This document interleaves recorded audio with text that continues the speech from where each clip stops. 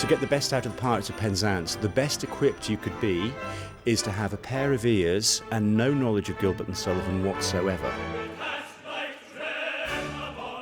Pirates of Penzance is all about a young man called Frederic, who has mistakenly been apprenticed to a bunch of pirates. The piece was written to be humorous, it was written to be satirical, it was sort of the Monty Python of its day. So what I've tried to do is to find a way to give that the best possible life for a modern audience. I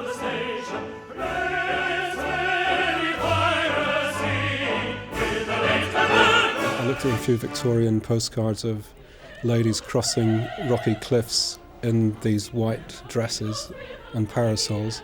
But because we are rather restricted in all ways, especially having a bustle as well, and it's very white and clean, and the wig and the hat, it makes you feel quite prim.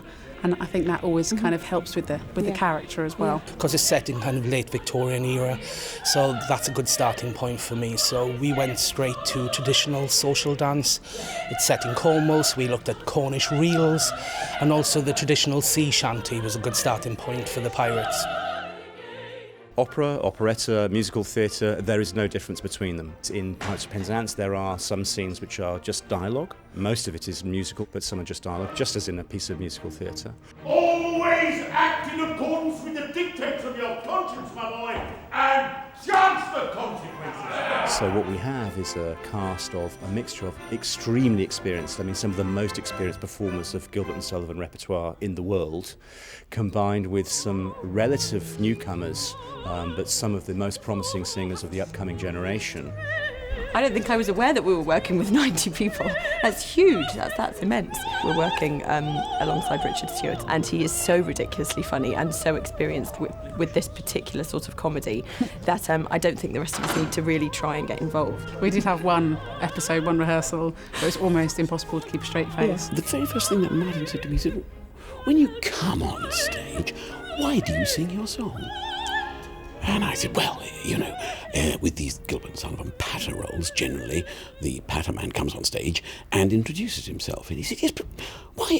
What has provoked you to... And I thought, well, and I couldn't really give him an answer. So he was very happy about that. And so I have looked at it again and thought, so it's changed the way I sing the first number. And then I could write a washing bill and babble on a cuneiform and tell you every detail of Caractacus' uniform. In short, it matters vegetable, animal, and mineral. I am the very model of a modern Major General.